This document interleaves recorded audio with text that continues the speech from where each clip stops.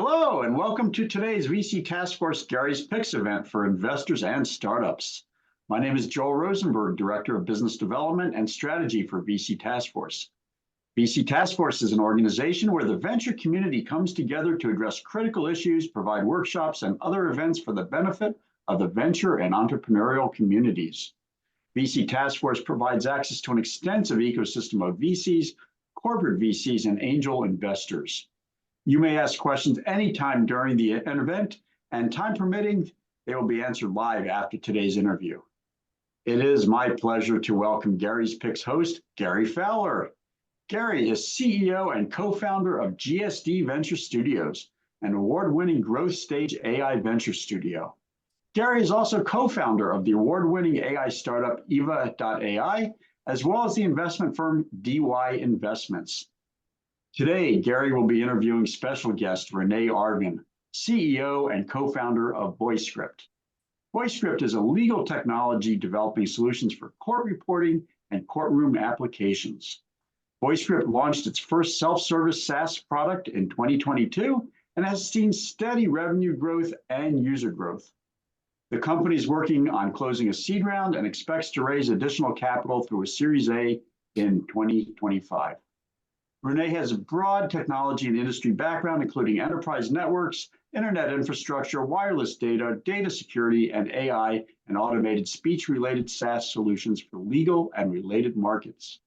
Rene has held multiple global C-level roles at startups since the early 90s, with successful exits, including 2 IPOs and 2 acquisitions. Take it away, Gary. Thanks, Joel. Appreciate it. It's great to be here, and thanks for all of you for joining one more time, Gary's Picks.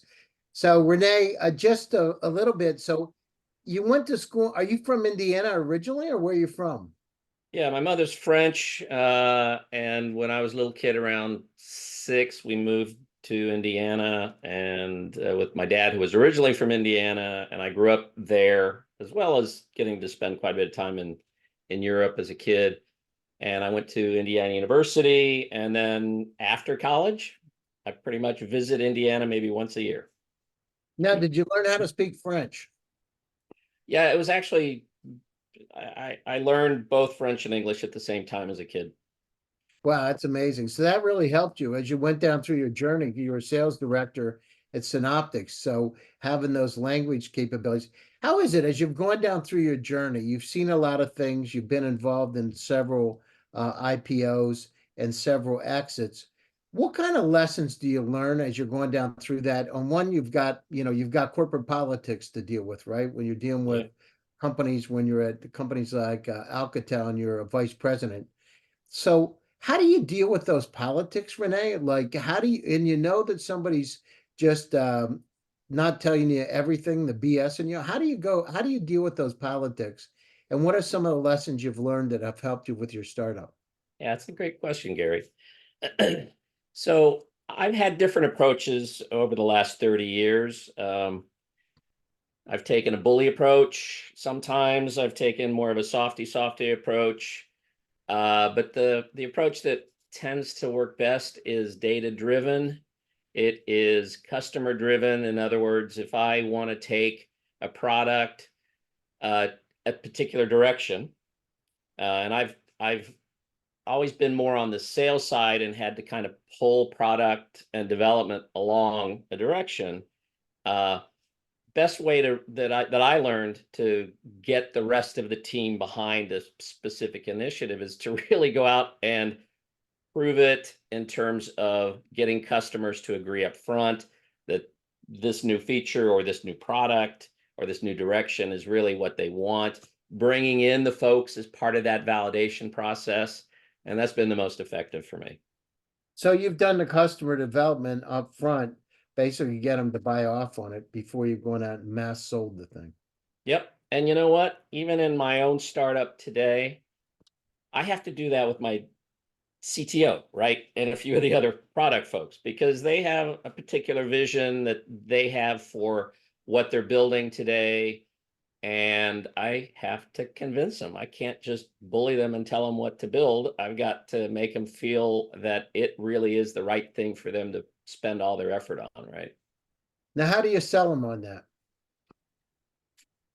I bring them into customer meetings. We do, we compare notes with customers about what we have today, where they'd like to see the product go.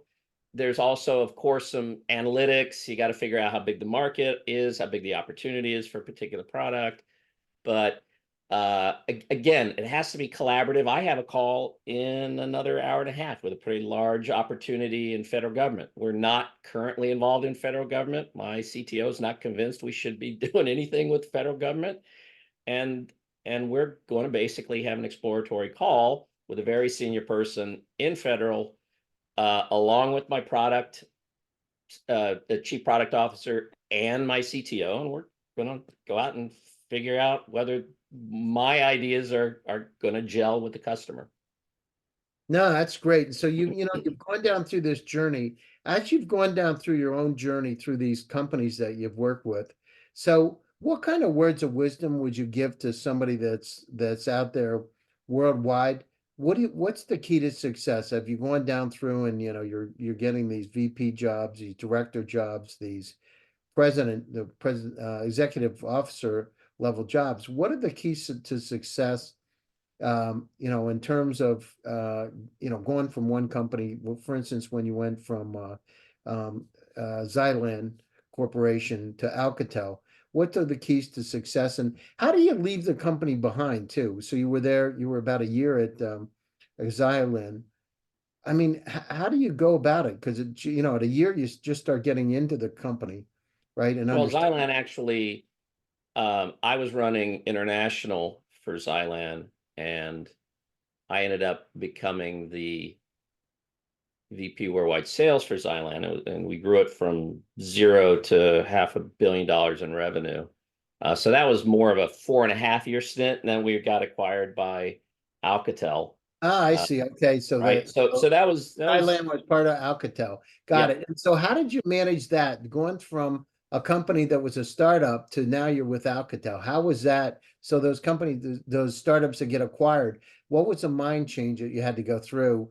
And did you have to rely on some of the history that you had dealing with those larger companies? What was it like? Yeah, so I've been involved with a couple large companies, and first of all, I would say I have a lot more fun in startups. So you can accomplish more, you have less of the politics, but I think the recipe to success, whether you're 10-person company or a 50,000 person company like an Alcatel Lucent today, right? Is that you've got to have a vision for what you want to accomplish. You got to be able to communicate what that vision or what your KPIs are that you would measure success, get buy-in on it, and then you have to go and execute, right? So you only get one chance really to set the table and to prove that you can be successful with whatever your strategy happens to be. So really focus on, it's really kind of like the first 90 days. If you're not making progress and delivering on what you're expected to be doing, right, and what you've laid out on the table, the CEO isn't going to give you a really long leash. So you've got to show them from the beginning that you're going to know what you're going to do, tell them what you're going to do, and do it, and prove it out. And how long when you go in, you did that act where your company Xylan was acquired. How how long did it take to get acclimated to dealing with Alcatel? Was it a long process? Well, they were trying to acquire. We did an OEM deal. I did an OEM deal with them early on, and they were trying to buy us for 3 years, and then we finally acquiesced and let them buy us for various reasons. So that wasn't a fair. I was already in the politics deep at Alcatel, so that wasn't a really good example. Mm-hmm. But I was brought into a broader executive team after the acquisition, and there the real politics began, right? There was other divisions that were wanting to own my division at that point. And again, it was really kind of you had a certain period of time. 90 days was not the right number for a large company like Alcatel, but you had a year to prove that you should continue owning what you own, right? Versus the other guys that had been there in the politics for 20 years. They were already employees for 20 years. It's a very different And scenario. then, how was it dealing with them, Rene? When you look at them and they're trying to steal your business, but you got to be nice to them or have a drink with them. How was it dealing with them? Did you have to be like an actor or what? No, I think you just make clear what your own. I've never been afraid to be honest and pointed with people and let them know where I stand. And you know what? You end up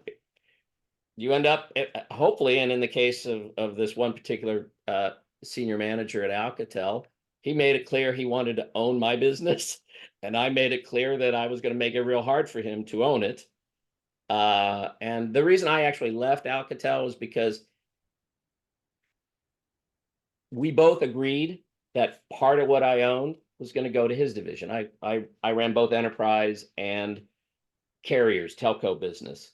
And he was already doing telco for 20 years, and it made sense ultimately to carve it out and give him that part of the business, which was a smaller part of my overall product set.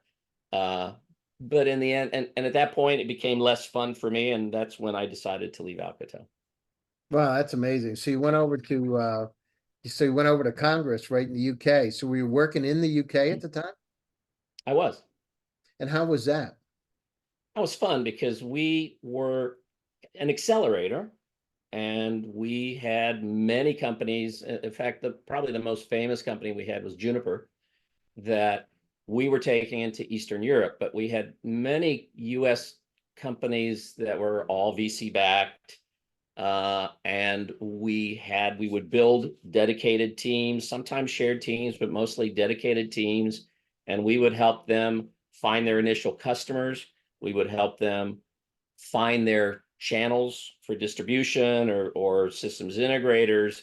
And in almost every case, our clients were reasonably well funded, but they were preparing to do bigger raises. So they needed to show a footprint and success in Europe. So they were willing to pay for a premium for a success, within 6 to 9, 12 months. And that was really our value is you want to open up a new country or a whole new continent, we'll help you get there, get you your initial customer base and your channels to market. And did you get any equity? It sounds like that would be a great opportunity to get some. Yes, so part of our deal was equity driven. That's great. No, that's fantastic. And so you did that, and did you like it? Was it interesting? It was fun until the market crash in 2021. Sorry, in 2001. And things changed. I mean, literally in a 2-month period, 3-month period, we I lost remember 2/3 of our. 2020, the market hit the roadblock. Yeah, We were scheduled to do an IPO in April, and we had to push it back to June. We did an analysis. We said if we don't do it, the probability of going out of business, because we had looked at the history of what happened, the probability of going out is really high. So we did our IPO on NASDAQ, raised enough money, little under 30 million, enough money to keep us floating for a few years. But even that was a miracle at that point because it got worse. And then 2001 hit, 9/11, and that gave us enough money to float through that. And the rest is history, right? It got sold to Salesforce for $1.35 billion. So you can you go down through and look at it. So you did the you did that. You went over and how was it?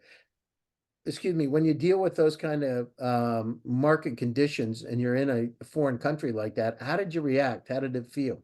Well, so we had about 22, 25 customers at the time, all US companies, all needing a footprint in Europe. And literally within a 4-month period after the market crash, we had a third of those clients, just because, in fact, many of our clients closed their doors, right?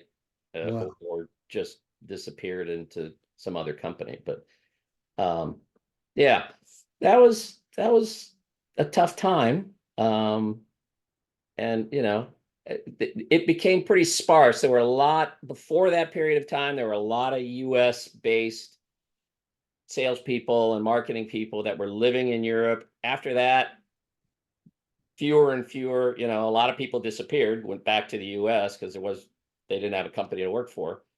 And then I think that Europe kind of changed a little bit, where companies more and more didn't want to have US management running all of international or all of the US, all of Europe in this case. Mhm. And they would start looking for local talent, right, in local countries. Yeah, well, it's a different kind of approach, right? Different kind of Yeah. approach from the sales perspective. And how was it? How did you deal with those? When you're dealing in the UK, for instance, there's a different approach to selling. How much different was it for you, Rene? It was different in every country, right? So I actually, most of the time, I lived in Europe for 20 years and mostly working for US companies. And and I lived in Amsterdam, and literally I could be in 2 or 3 cities in a day, have different meetings, right? Which was a lot of fun, but buying decisions, people are different, cultures are different. And so, I could be in the morning in the UK and I might be in Spain for business dinners, right? And it's very, very different. And then as we started to open up Eastern Europe, and in fact, we were doing quite a bit of business in Russia for a period of time. It's different everywhere. You have to learn, and you have to be real flexible. You have to be open-minded and not go in with, this is how I always go in and present. This is how I always try and close. It's different every time, every country. So yeah, a lot different culture. And the one thing that we think about, I remember you look for the similarities and not the differences, right? Because if you start to judge yourself against them, well, we're American and we're this, nothing good happens. But if you start looking where you're similar, that's when the magic starts to happen. And Yep. how about selling at the top to the top? How important is that in the sales process? You got to get there first if you can. And it's always been part of my focus. And when I'm coaching salespeople, same thing, right? Start at the top. And if you don't get a response, then you go down the next step. But if you get a response and you get enough of an interest, and they will pass you on typically to who they believe, the CEOs or whoever believe are the decision makers, you got a much better ear. So you've got to start at the top Well, I as mean, especially if you can get a recommendation from the CEO down through the organization that says, that's right. "Hey, listen, take a look at this. Can you do you mind doing an introduction?" I can't tell you how many times I've had that happen. And Yeah. when the CEO introduces you, they take it real seriously. And Yep. that assistant that's working with that other executive will get you on the calendar, and they're going to listen to what you have to say. Yep. I remember one time with the Benehoff, right? So he was in Teak fraternity with me, and I wrote him. And literally at 11 o'clock at night, his executive vice president set up a meeting for me the next day. Now, I was unheard of, right? But he Yeah. he worked that quickly for me and helped me. Yep. That's the way you do it if you can. And of course, networking. Uh, LinkedIn is a much more powerful tool than it is today than it was 15 years ago. But even then, I was able to find people who had connections that could make an introduction to a CEO or other senior person in a company. That very helpful.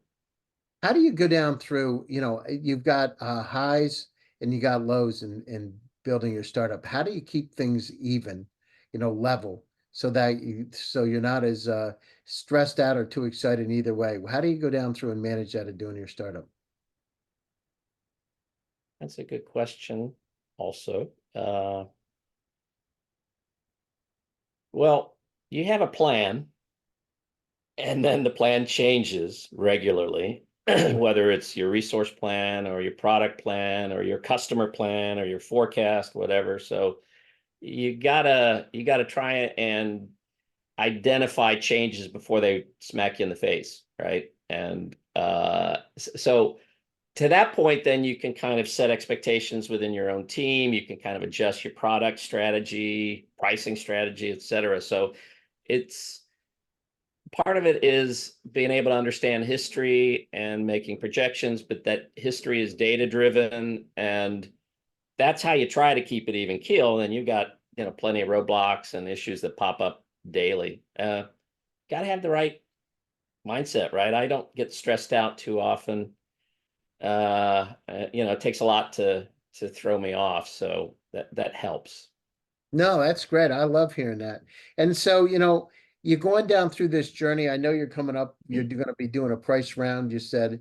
How do you go down through and go from the startup to the point of the price round?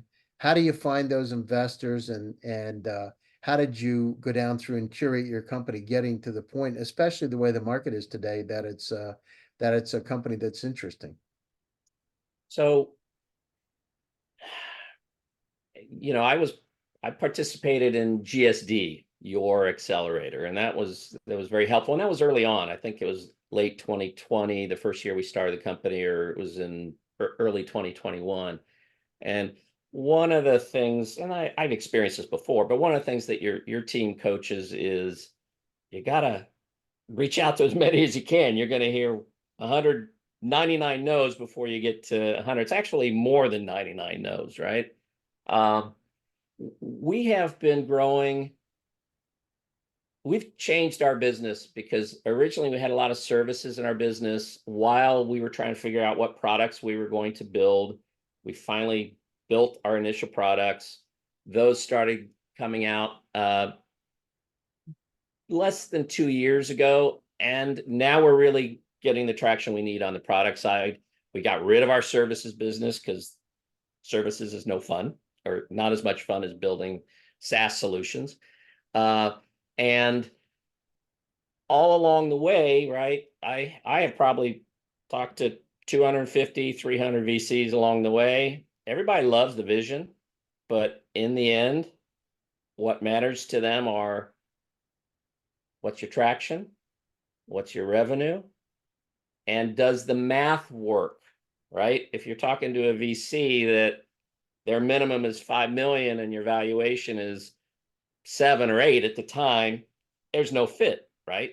So today, whenever I get a lot of outreach today from funds, venture funds, I will tell them exactly.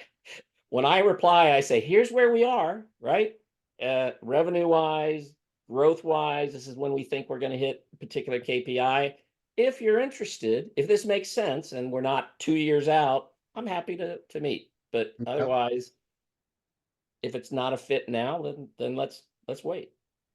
No, it's great. And so as you're going down through this journey, where did you did you use your LinkedIn when you're going out? How did you reach out to those folks, or was that basically the inbound part? Yeah, it's today it's mostly inbound when I'm discussing with potential investors, but historically it's been LinkedIn, it's been different associations, groups. I do a lot on Google, searches, etc. And I do pointed searches, right? So we're in the legal space, so to the degree I've been able to find funds that are interested and focused on the legal space, that's also a big deal. A lot of funds will say, yeah, we like legal, we're wanting to do legal, but I go and look at their portfolio and they've never done legal. So that's an indication that's probably not going to be a very successful discussion. No, I got it. So if you're going down through this journey and you're growing your company, what about going global? So I have 25 years experience of opening up new markets all over the world, hiring people, building OEMs, building strategic channel relationships. And so I am ready. We're not quite ready yet from a product standpoint. And we have a lot to do in the next 12 months here in the US to really get to where we want to be, need to be, so that we can really do the kind of Series A that we expect to be able to do in about 12 months. And so it doesn't make sense for us to take our eye off the ball that we have right now. We are expanding into a new market, which is more of the court systems along with the private legal proceedings, depositions, trials, court hearings, those things that are driven from a court reporter standpoint. Now, many courts are moving to automate a lot of this stuff themselves. And we're one of the few players that really have a good solution for it. So that's our new foray for now. International, our platform was built from day one to accommodate any languages. And I'm ready next year to start looking at how we do that. No, that's great. But you've done an incredible job. So, coming to the top of the hour for the show, top of the half hour for the show, what words of wisdom would you give to other startups out there that are looking at this journey and are going down through the same things that you've done? What other, words of wisdom would you give them? And next, how do they get a hold of you? So words of wisdom, don't give up, right? I know things are real challenging right now. And if you need to fine tune, retrench, change things with your team, take money at a valuation that you're not thrilled with, but can see that even a specific amount is going to hold you over and let you continue down the path you're going, hopefully with growth. Don't give up, man, because it's too easy to give up. Other than that, hire smart people. Just hire smart people that are smarter than you in different areas, right? I love being a product guy, but I need somebody who's smarter than me on that side. I need experts who've been in the legal industry for 25 years. I've been in it about 8 years now. My CTO, we battle all the time. And I let him win, fairly often because, hey, he's the expert on a lot of things that I am not. So hire smart people. Hire smart people. That's great. And how do people get a hold of you? What's the best way for the investors and the startups to reach out? So you can reach me at Rene, RENE, at VoiceScript.ai. So it's all one word, VoiceScript.ai. And our website is VoiceScript.ai. So you can always reach me through contact at if you forget my email address. Sounds great. I appreciate you taking your time out of your busy schedule. It's good to see you again. I'm very happy to see, we have 148 companies in GSD now. Just FYI, we're in our That's seventh awesome. cohort. That's We have MIT MBAs, Stanford MBAs. We have people from all over the world from 57 countries. And we're pretty proud that they're getting, they're raising funds, they're getting acquired, they're getting customers. It's an amazing time. If you're right, there was a boxer one time that said, it's not about who gets knocked down, it's about who gets back up. And that's what. Absolutely. Absolutely. Hey, I really appreciated this, Gary and Joel. Thank you very much for the opportunity. Yeah. Absolutely. I'm sorry, Gary. Go ahead and do your wrap. Go ahead, Joel. Sure. So yeah, perseverance and the team and all the other little nuggets. You guys covered it, and really it was great discussion. Really appreciate it. And thanks again. Thank you, Gary, for hosting another event, and Rene for being our guest. We'll look forward to seeing everybody in 2 weeks for the next edition of Gary's Picks. Until then, stay well and take care. Bye-bye. Bye, everybody. Thank you. Bye.